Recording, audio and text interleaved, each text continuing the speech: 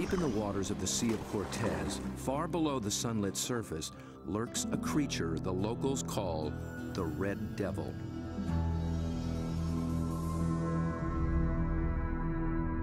It is armed and dangerous. Its writhing limbs come equipped with 1,000 suckers, each full of flesh-tearing teeth. These devils come in the dark of night, rising from the abyss to within a few hundred feet of the surface.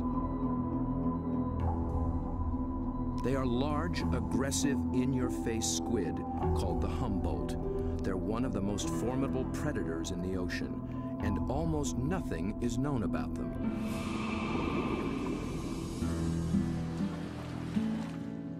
To cameraman Bob Cranston, the Humboldt have become an irresistible challenge.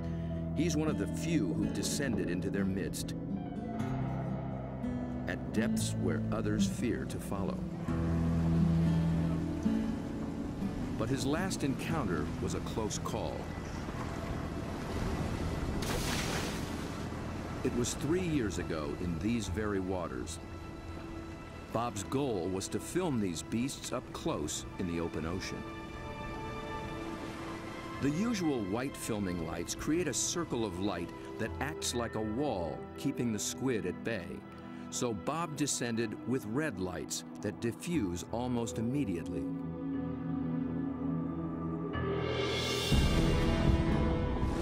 Suddenly, the squid were too close. For an instant, it seemed they would tear him apart.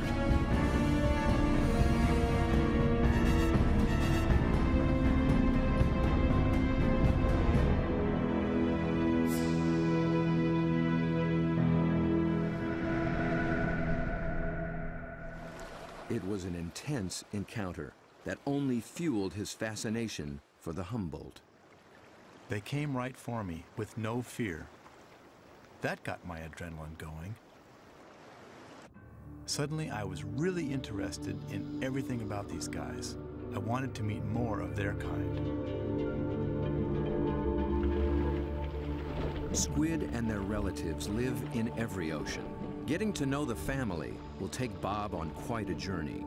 And if diving with red devils is anything to go by, he'll need the help of some top-notch guides.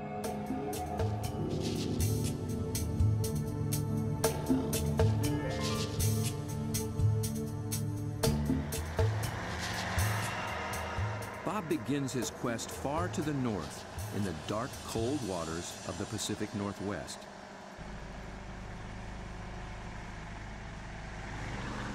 In the maze of bays and inlets along the coast of British Columbia, there dwells the giant of its kind, but it's secretive and very hard to find. Bob's asked Dr. Peter Ward for help. Peter is a paleontologist and an expert on the origins of this creature. He has decades of experience in these waters, and there's no substitute for local knowledge. So Bob, I got some maps of the underwater area we're going to go see tomorrow. Cool. And the nice thing about this, these are really high quality side scan sonars, and they give images in great detail. From these, we can pick out caves or dens, really, where the creatures that we seek can be found. Face to face with my camera. Whatever. Bob's been filming underwater for more than 30 years. He's one of the best at very difficult diving. It's a rebreather, a closed circuit rebreather. The seal carbon dioxide is pulled out, add a little oxygen, it comes back and you breathe it, same as the guys who walked on the moon. Fantastic. It's really cool. I can stay down there with the creatures and film them for as long as I can stand the cold. The water registers 47 degrees. Without a dry suit, a diver could slip into unconsciousness from the cold in just half an hour. Waterproof zipper. Same zipper they use in spacesuits. Only in a spacesuit, I think they pressurize it. In this suit, you get vacuum packed. Get all these fancy lights. I think that one means low. Getting a little warm. Gotta get in the water soon.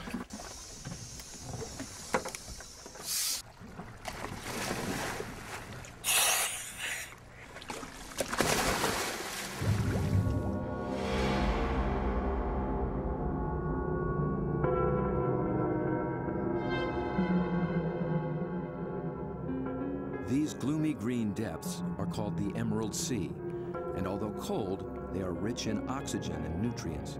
The combination allows creatures to reach enormous size. Down at 60 feet, Bob and Peter pick up a trail of broken and discarded shells. A dead giveaway. Something strong and very hungry has come this way, and often.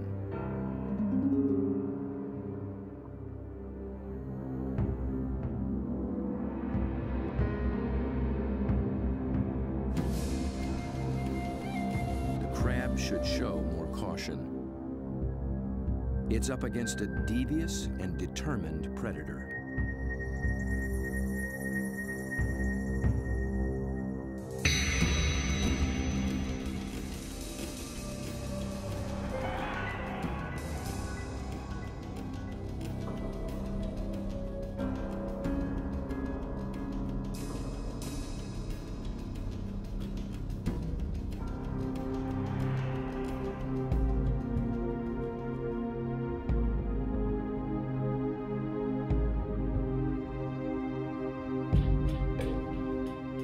As Bob approaches, his quarry appears to have found him.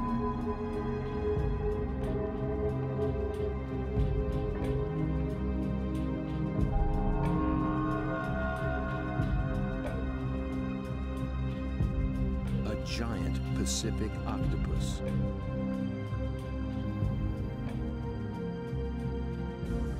Eight arms of sinewy muscle lined with grasping suckers reach out and gently explore the strange intruder.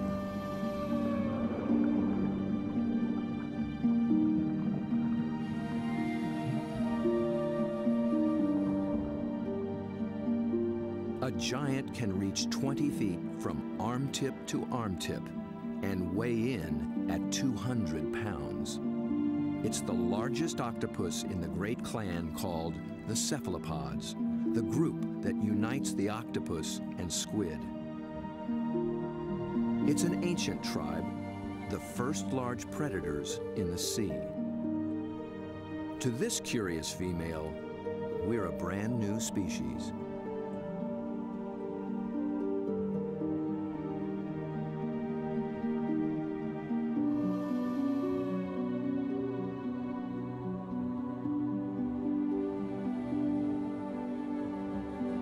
Cephalopod means head-footed, a good beginning in deciphering the octopus's amazing design. The head and body are encased in a large, soft sac, and the foot, derived from its distant relatives, the clams and snails, has become a siphon, a water jet to propel it in any direction.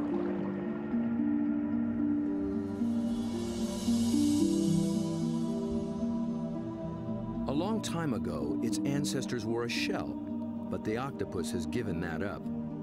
Yet for creatures with such tasty flesh, the lack of protection presents a problem.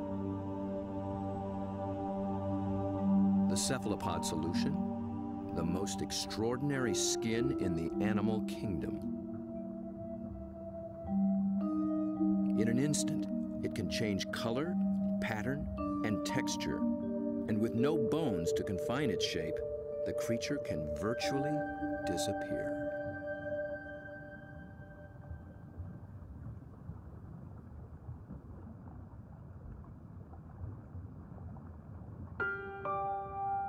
Another female lies sequestered in her den, tending to her brood of eggs. She lays up to 100,000 just once in her life. When they hatch, she will die. These clever, curious creatures won't live long at all.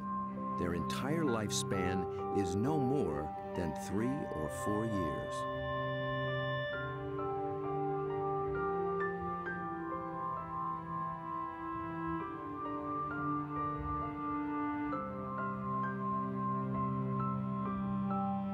The transparent babies are no bigger than a grain of rice, but within a year, they'll be giants.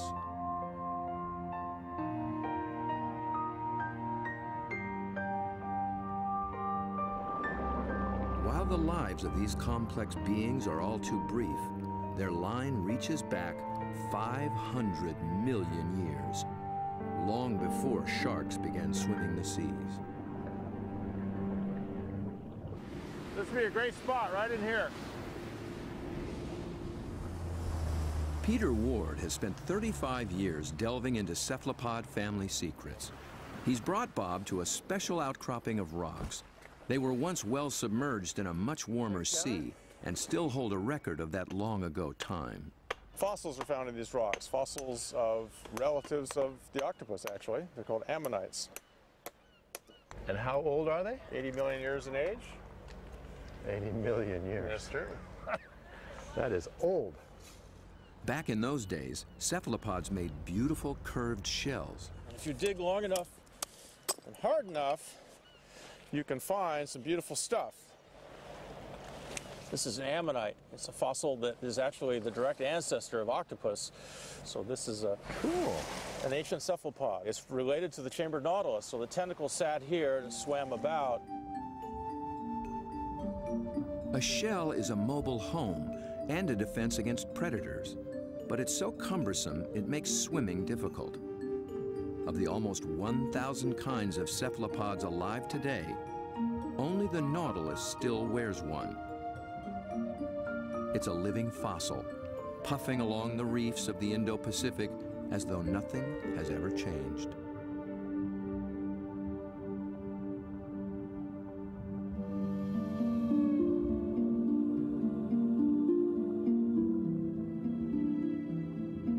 Bob returns for one last dive with the octopus.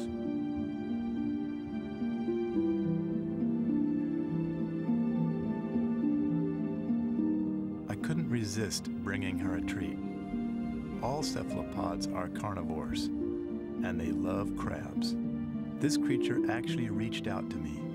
I could sense her interest, her intelligence. I could see it in her eyes. There's something about the eyes of these animals just draw human observers in, and especially with the octopus and the cuttlefish, they definitely make visual eye contact with you and maintain it. Dr. John Forsyth studies these creatures' amazing physiology and complex behaviors. And I've come in and played games with octopus where I'll duck down and they'll raise up and look at me, and then I'll raise up and they'll duck down, and this will just go on for 15 or 20 minutes. Like this guy, I can barely see him over there, but when I look up, you know, see, he's coming up. Because I think they look for our eyes. I think they try to make contact with our eyes as well. And I think that's what draws us into watching these animals. Whereas a fish, sometimes I look at a fish and I'm not sure where it's looking. They just have these blank, cold stares. But with a cephalopod, it's really never like that. At the National Resource Center for Cephalopods in Galveston, Texas, John maintains quite a collection. There are several kinds of octopuses, a school of small squid, and another relative, the cuttlefish. For John, the eyes of a cephalopod are not just the windows to its soul. They tell you a lot about how the animal lives. The octopus has a rectangular pupil that captures light reflected off the sea floor. Squid's large round eyes are adapted to seeing darting prey in the twilight of the open ocean. Cuttlefish dwell in both worlds, and their complex eyes can actually change shape to accommodate their travels.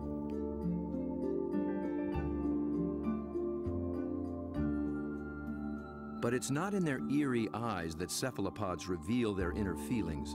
It's in their remarkable skin. Millions of tiny sacs of pigment, called chromatophores, dot their skin, each controlled by minute muscles. With a little flexing, a cephalopod can flash with rippling bands of color.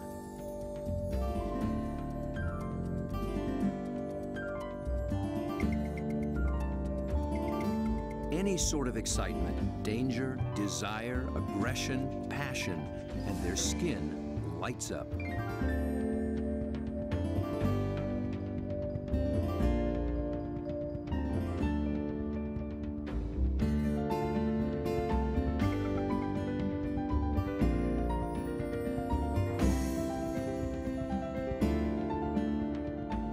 Creatures with no vocal abilities at all, this is the way they communicate, in a language of light and color.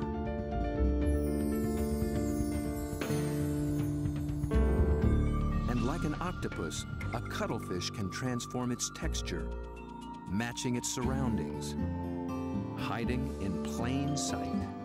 Given their camouflage capabilities, it's no wonder we're still learning just how many kinds there are.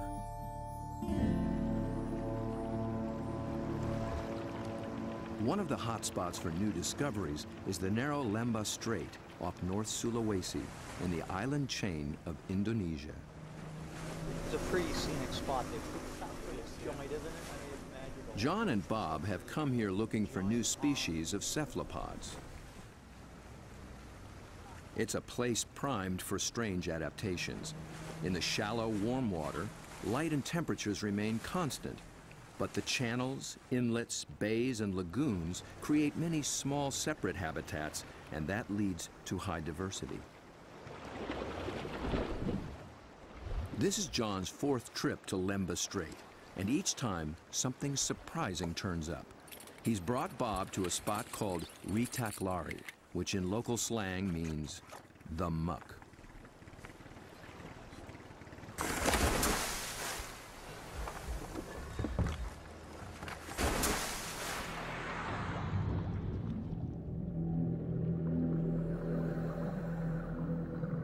At first glance, it's a vast, flat disappointment.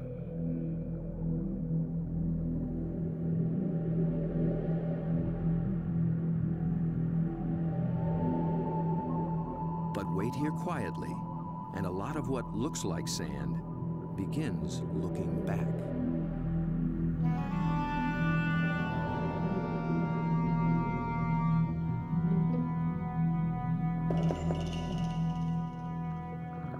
From the still of the muck to the roaring straits, a lot of effort goes into not standing out. Drifting reeds are actually floating razorfish. And the end of a few branches turn into ornate ghost pipefish.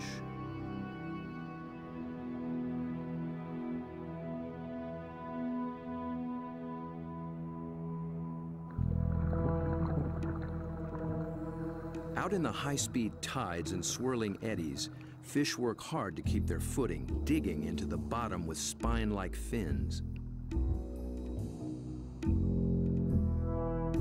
But even creeping along on the seafloor, you still have to make a living.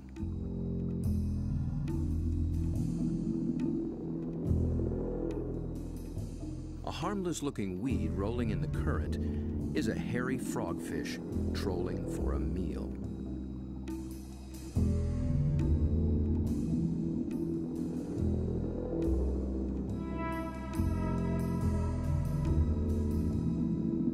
It comes equipped with its own strange lure.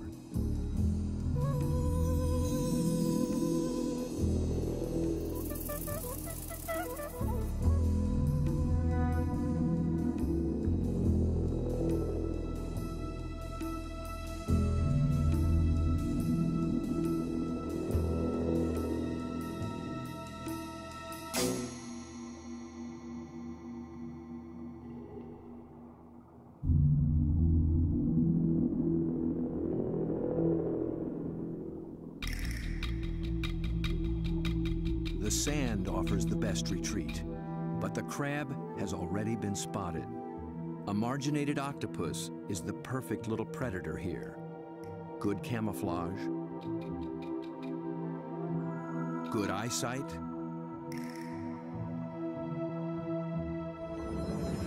good grip.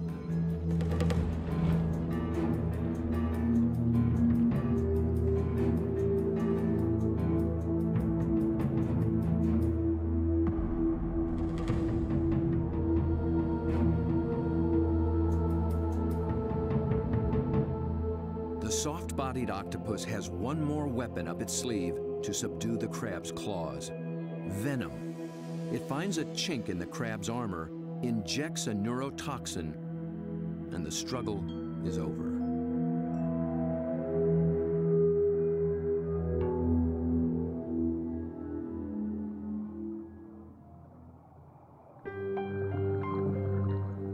In such an open setting, the trick for every creature is to find some place to hide.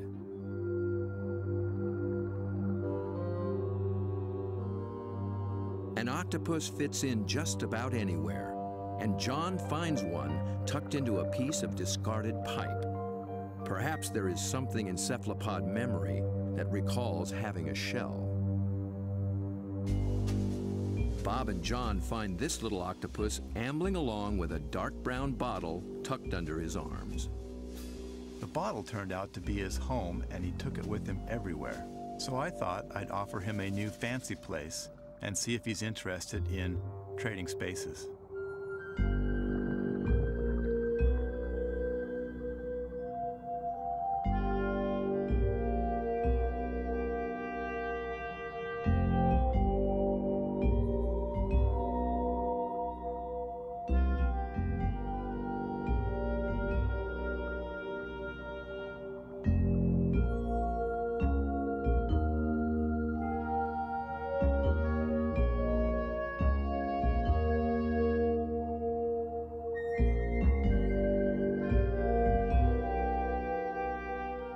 Began to worry he might get confused by this clear glass and wouldn't remember how to get back out.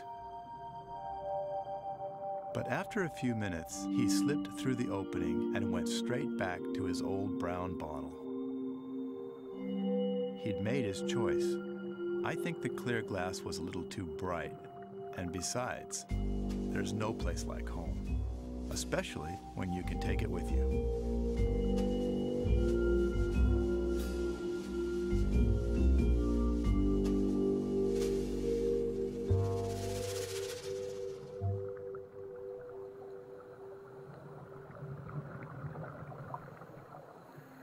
In the husks of old coconut shells, they find the pearl-like eggs of one of John's favorite creatures. It's a tiny cuttlefish that's seldom seen after it hatches. It remains so small and well camouflaged that it takes great practice to find it.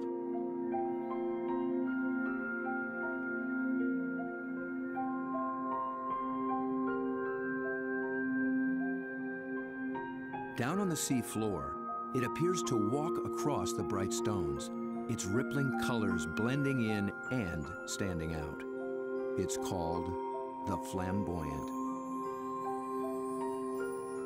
The flamboyant cuttlefish is really in a class by itself, even among cephalopods in a lot of ways. First of all, the vibrant, dynamic, bright colors, the brilliant yellows, the magentas, the pinks and browns. It adds on top of that these passing clouds of color as it's stalking, looking for prey. And of course, that's happening in living skin.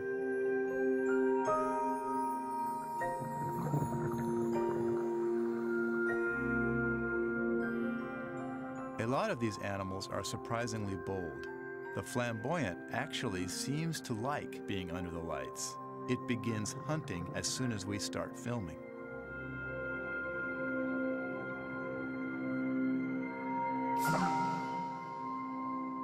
My video lights attract little shrimp and crustaceans.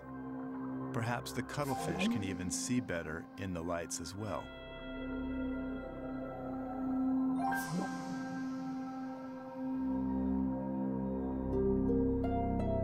It's only when John sticks out an enormous hand that we see the scale of this little hunter. Next to a 6-foot Humboldt and a giant octopus, it's hard to believe it's one of the family.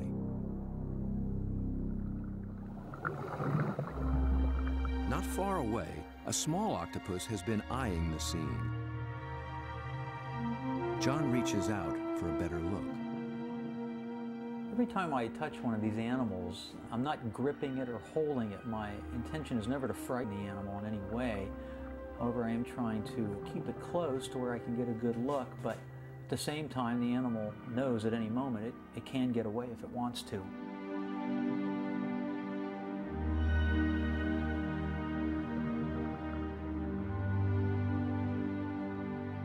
This octopus gets away all too soon. John thinks it may be a brand new species never seen before.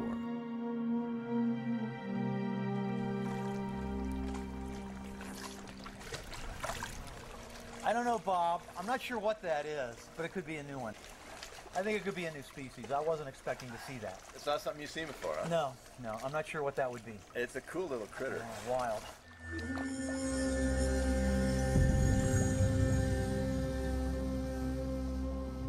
The waters of Sulawesi are full of new discoveries, and one is an octopus designed with a special brand of disguise. It lives in the same waters as the banded sea snake, whose bold stripes announce its potent venom.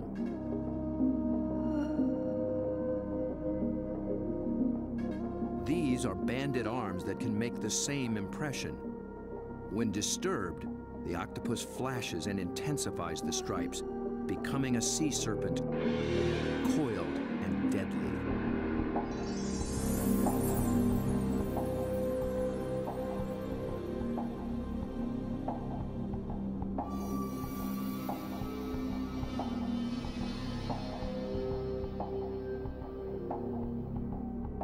The creature has not yet been named by science, but it is known to be a fraud. It's a shy nocturnal octopus, and unlike the snake, its venom is virtually harmless. Its stripes are simply a ruse to intimidate would-be predators.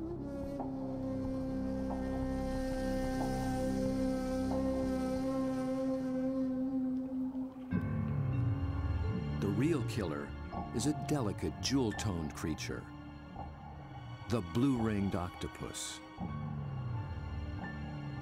The flashing blue neon is no false alarm. Its poison can immobilize every muscle in the human body.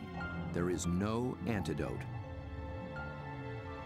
But all it's really after is a crab.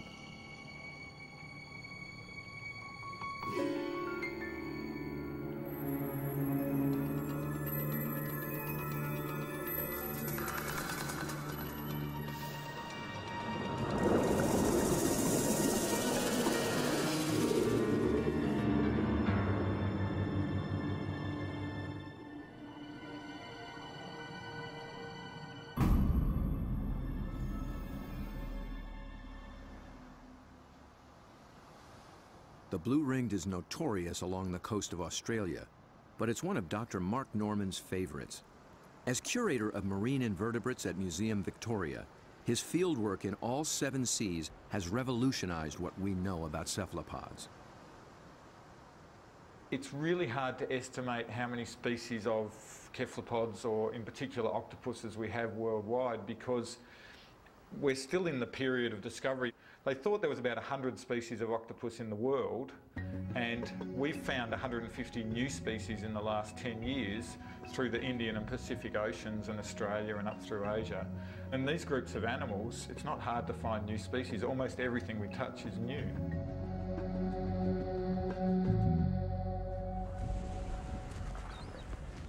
Bob wants to get close to the blue ring in the wild. So Mark, this is a shortcut to the beach? Yep, it's a great place to collect crabs. Through the graveyard, eh? Yep. So are these the bodies of the people who have been bitten by blue ring octopus? No, very few people have died from blue ring bites. He's more likely to have died choking to death on his calamari meal at the local pub. So this is where the crabs live? Yep, they hide up here at low tide under the rocks. As the guide to the blue ring, Mark starts Bob off with their prey. Lots of little crabs. Yeah. You need a nice juicy one. There you go. Look at the claws on that. That'll take your arm off. It's an ironback crab. You can appreciate why the octopus has to get rid of the crab's claws as quick as possible. Knock them out.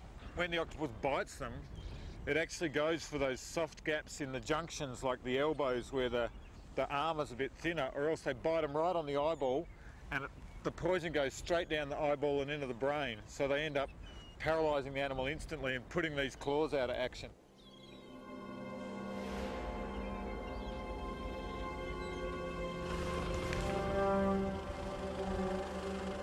The dive begins after dark, when blue rings are most active.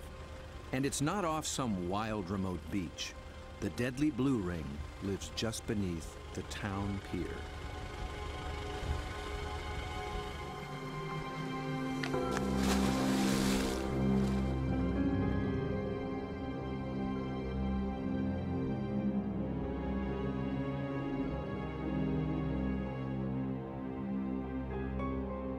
Blue ring octopus are an extremely venomous animal, and if I was to be bitten, I would probably be dead within 3 minutes. Your body would start stiffening up and you'd lose the capacity to breathe, you'd lose the capacity to wave or walk or run away, you'd run out of oxygen and you'd suffocate. But these little animals are really shy, really secretive, and the last thing they want to do is attack humans. They don't eat humans, they don't drag people out of their cars and drag them down the beach. They just feed on crabs. But tonight, not even a crab could catch its attention. This is a male, and he's just found a female. 2 wild blue rings are preparing to mate.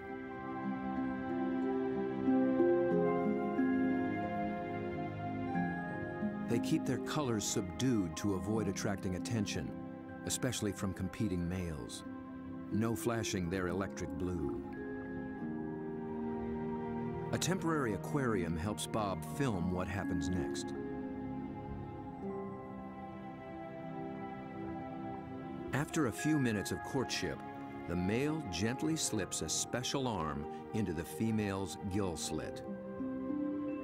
He's depositing a packet of sperm, which she will use later to fertilize her eggs.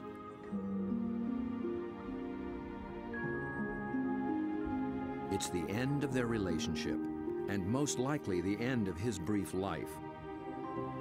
That was all he needed to accomplish. Just beneath the very same pier is another cephalopod almost never seen in shallow water. New research finds that they too pack a poisonous punch. But their bright little stripes have earned them a harmless nickname, the pajama squid. I think these cephalopods are the closest to the cartoon characters. Their little black and white suits and their little frilly lashes behind their eyes and the yellow on the top of the eyes. They're just straight out of a comic book.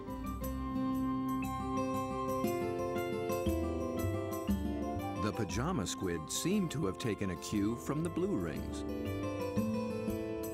Males grab any passing female and then they try as hard as they can to reposition them so that they're face on, ready to mate, sort of suckers to suckers.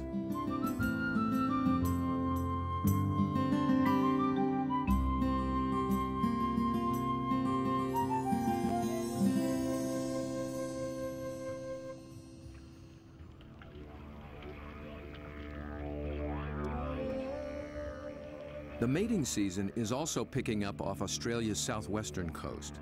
In one small bay, giant cuttlefish have begun to assemble. They leave deep water and enter the shallows once a year for 3 to 4 weeks.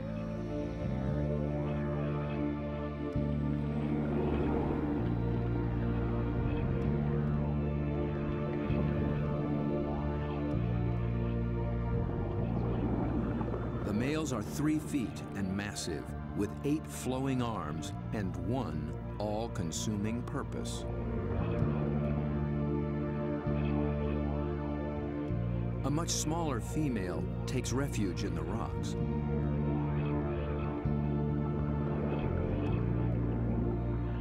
The males waste no time taking on their rivals. They flash and ripple with aggression. Their control is so subtle that they can isolate and flex just the flank facing the opposing male. The other flank communicates a solid, dependable side to any nearby female.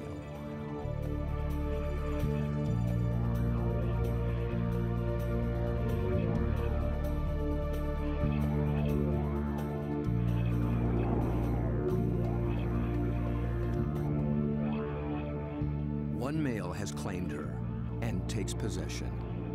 He'll guard her now, keeping her beneath him until she is ready to lay her eggs. Jules, you around here somewhere? Bob is heading for this far-flung coast, but before diving with these giants, he needs to brush up on the subtleties of cuttlefish communication. This is a crazy place to meet a scientist. Julian Finn is a leading expert on the intense social dynamics of the cuttlefish. He comes to this junkyard to scrounge up special equipment for an interesting experiment. Hey, Jules. Over here, Bob. Oh, okay. Oh, there you go. Yeah, it's You into lots old of stuff. cars? Oh yeah, I love them. I've got a number of old cars and plenty of treasures in this place. Cuttlefish speak a visual language, Yeah, for and sure. Julian Where do you go? wants in on the conversation. Old cars, but also got a few ideas about making something to use on these cuttlefish in Whyalla, trying to get a bit of a different shot. So Looks like junk to me. Meanwhile, the cuttlefish continue to gather.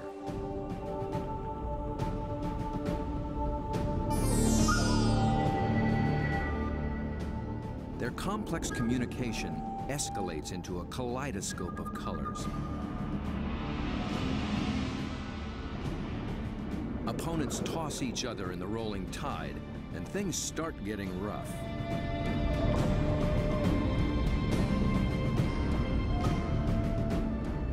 The violence can rip up their all-important skin, sabotaging a male's chance to impress and intimidate.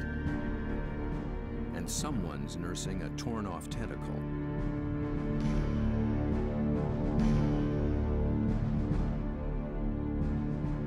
In a temporary standoff, a large male guards his female from two other heavyweights, while a little male, too small to take seriously, hovers on the sidelines.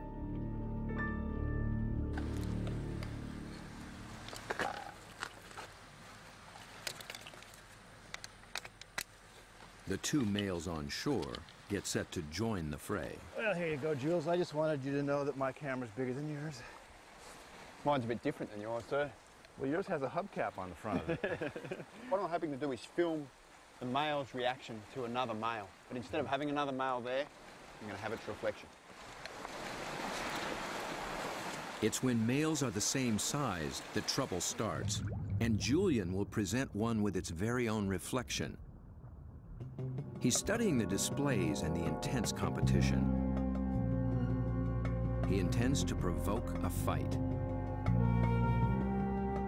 He approaches a large male who immediately responds.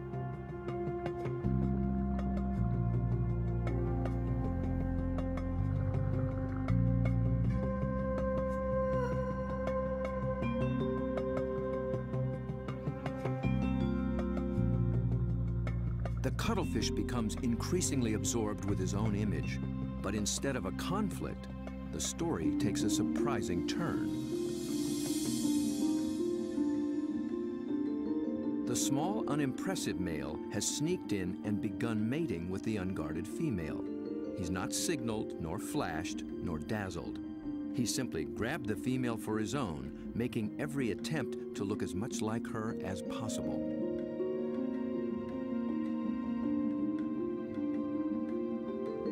The aggressive male makes no headway with the mirror and finally moves off to resume his duties.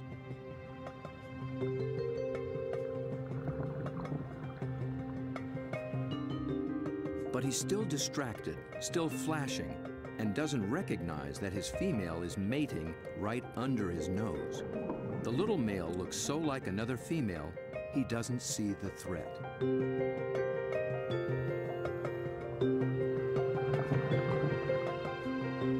At last, he senses something's wrong and moves in to reclaim his female.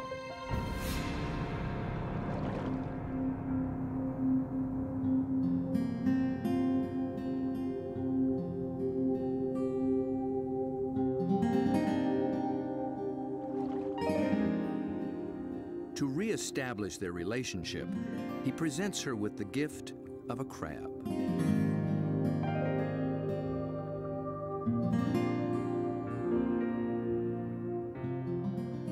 With so much going on in cuttlefish society, Julian will be experimenting for a long time to come.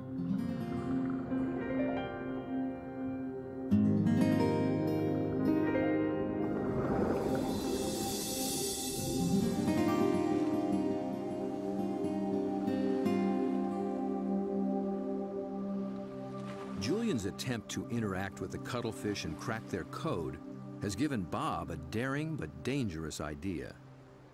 Deep in the waters of Mexico, the mighty Humboldt squid flash their own mysterious signals, and Bob is determined to dive with them again. He intends to engage these aggressive predators by imitating their behavior with a display all his own.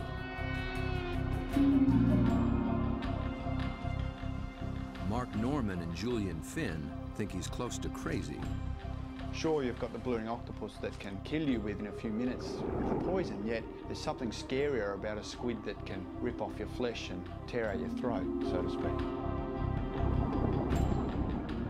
I think you'd be really sensible to work with shark cages with those animals, because the stories I've heard are these massive animals that will effectively skeletonise a cow in a minute because they're such voracious predators. Bob Cranston has no intention of taking this advice. His whole goal is to interact with these squid on their terms, in their world.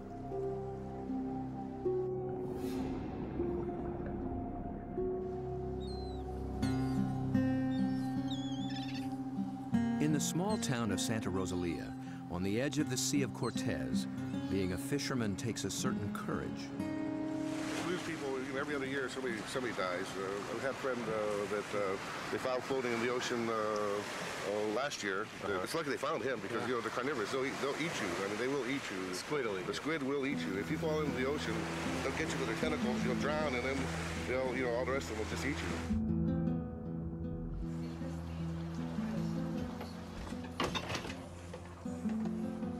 Despite their dread, these fishermen face the Humboldt on a nightly basis. Bob will need their help if he hopes to find when and where the squid are rising.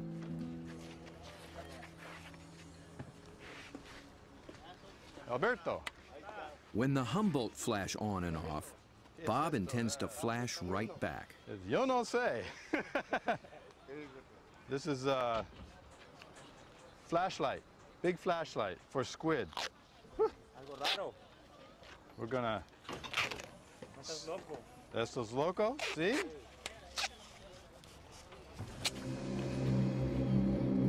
Bob knows perhaps better than anyone just what Humboldt are capable of.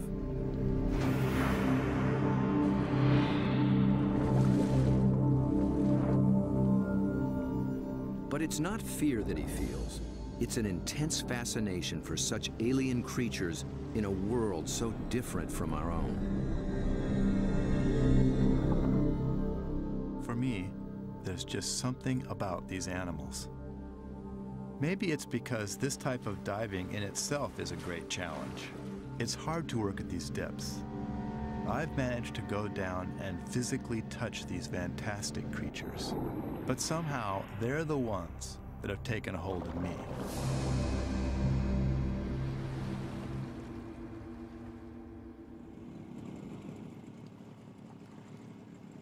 He's 12 miles from shore. Aside from his assistant cameraman, there'll be no backup down below, and no source of help at all topside.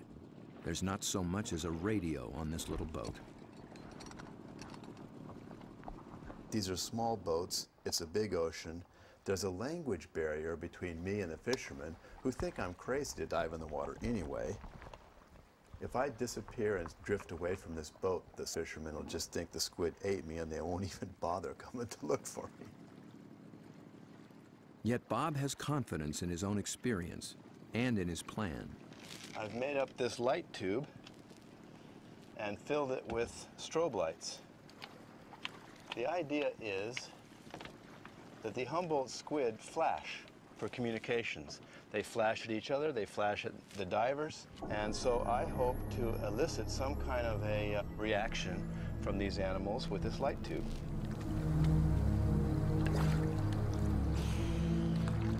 Beneath the boat lies 1,000 feet of open water and sea monsters.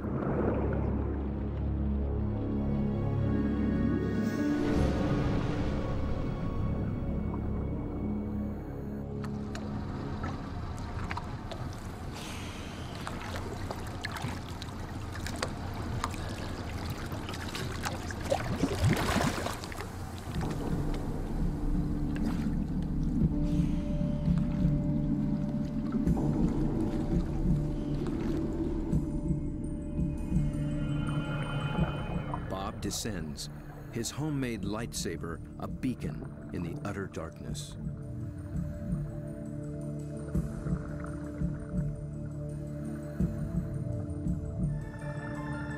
Right away, there's a complete surprise. Mobula rays. They're seldom seen in a school like this. Already the night has taken on unexpected possibilities.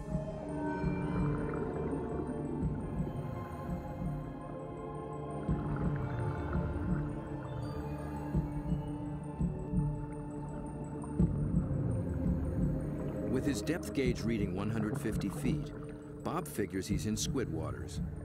He powers up.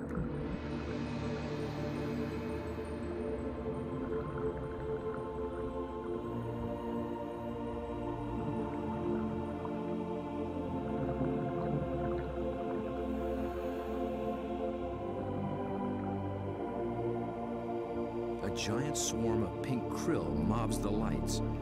Suddenly, Bob's in the middle of a midnight feeding frenzy.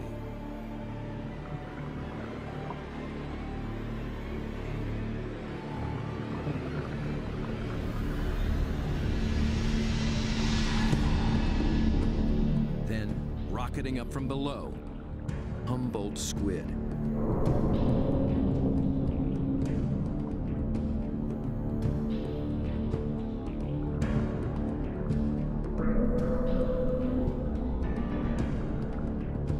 Flashing red and white.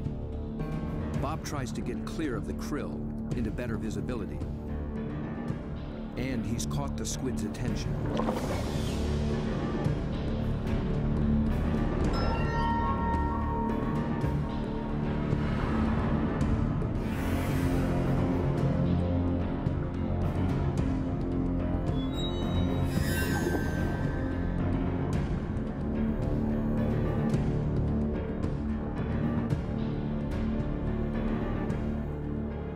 Transfixed by this enormous eye up from the deep. I can sense this creature thinking, but I can't imagine what.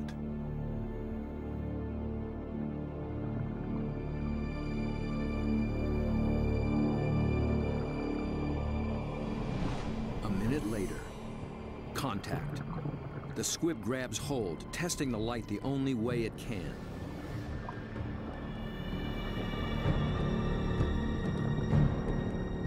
The feel of hard plastic must come as a surprise, and it circles me as though curious. Then, it comes back for more. This time, the aggression is gone. It just seems interested. Amazing.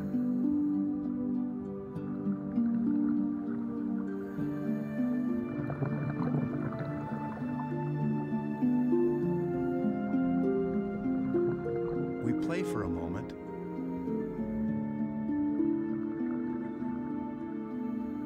Then suddenly, it's over.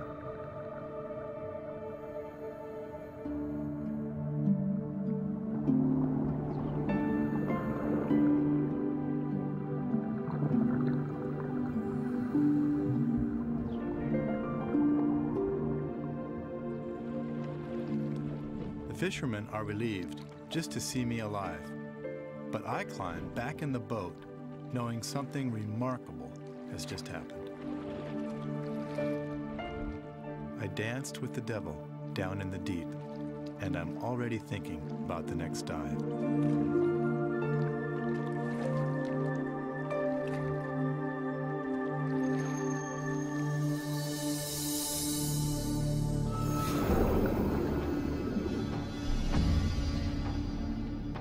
it's certain that Bob will return to dive again with the mysterious Humboldt, perhaps with a new strategy on how to make contact. He's just at the beginning of this extraordinary quest.